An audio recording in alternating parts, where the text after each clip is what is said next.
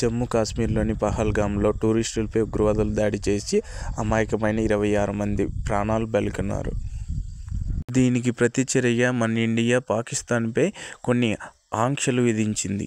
ఆ ఆంక్షలు ఏవంటే, నెంబర్ 1, ఇండస్ రివర్ సిస్టంలో భాగమైన 6 నదులు ఇండస్, రావి, చినాబ్, బియాస్, సుట్లెజ్, జీలం 80% పాకిస్తాన్ వాడుకొని 20% ఇండియాకిస్తూ 1960లో వాటర్ ట్రీటీ సైన్ చేసుకున్నారు. అయితే ఇండియా ఇండస్ వాటర్ ట్రీటీని సస్పెన్షన్ చేసింది. ఈ నదుల నుండి వచ్చే నీరే పాకిస్తాన్కి అగ్రికల్చర్ అండ్ ఎకానమీపై ఆధారపడింది. మే 1 నుండి వాఘ్ బార్డర్ దగ్గర రాకపోకలు బంద్.